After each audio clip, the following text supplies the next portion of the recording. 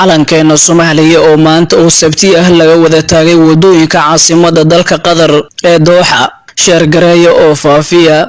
hayaay soo dhaweyntii ugu sareysay oo loo diyaariyay madaxweyne Farmaajo oo saaki Qatar u safray warbixintan degdega ah ee Qaran News waxaynu ku eegaynaa safarka madaxweyne Farmaajo ee Qatar amiirka Qatar oo malaayiin dollar u diyaariyay saaxiibkiisa Farmaajo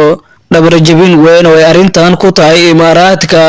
Rooble iyo mucaaradka iyo xogtii ugu dambeysay Qatar oo wacad ku martay dib u doorashada madaxweyne Farmaajo balse sheergareeya marka hore oo faafiya muuqaalkan ku sheergareeya gruubyada oo la wadaaga saaxiibadeena si aan faahfaahinta u guda galno waagaagaynu ku bilownay waxaa saakay dalka Qatar u safray madaxweyne Farmaajo si uu bari kulan gaar ah ula qaato amiirka Qatar Sheekh Tamiim bin Hamad Al Thani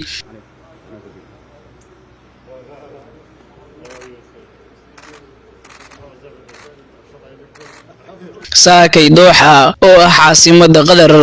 waxa wadooyinka la suray calankeena Soomaaliya oo maanta waa buluug iyo guduud ka midabeysan ee dalkooda hayaay waxba socda guul weyn ayuu gaaray madaxweyne Farmaajo waxaana bari la filayaa in malaayiin dollar iyo lacagtii ugu badneed Qatar ay siiso lacagtan oo ah mid dawladan Carabeed ee ku taageerayso madaxweyne Farmaajo oo xilligan ku howlan in Soomaaliya uu sii hogaamiyo sanado kale dawladaha caalamka ayaa aad waxay u taageerayaan madaxweyne Farmaajo ayaga oo rajo ka qaba in mar kale uu soo laaban karo qaarkood ayaa u ballan qaaday in garabkiisa ay joogaan goor kasta oo ay taageero dhaqaale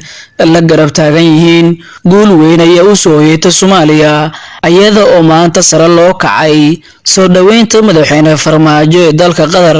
waxaa sidoo kale la muujiyay awoodda Soomaaliya iyo saameynta ay leedahay Soomaaliya calankeena ayaa guud ahaan la suray wadooyinka dalka Qatar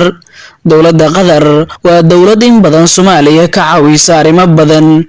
madaxdeeduna ay si gaar ah isugu dhow yihiin madaxweyne Farmaajo oo ay ka wada arrinsadaan arrimo quseeya siyaasadda iyo dhaqaalaha ee labada dal tani ayaa waxa ay dhabar jabin weyn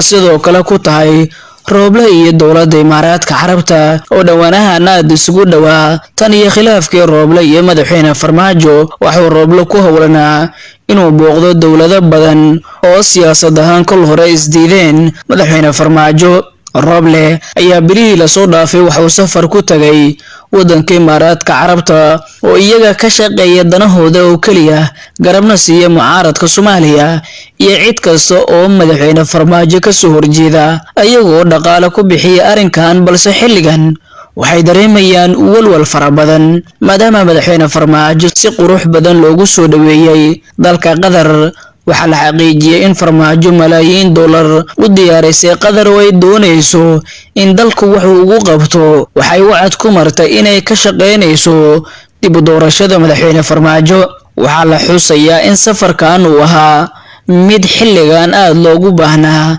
dalkana loogu heelin karo madaxweyne Farmaajo ayaa la xaqiijiyay in safarkan kadib uu sameyn karo isbedel dhanka horumarka ah ee dalkeena mana ahan markii ugu horeysay oo uu safar ku tago dalkan Carabeed ee Qatar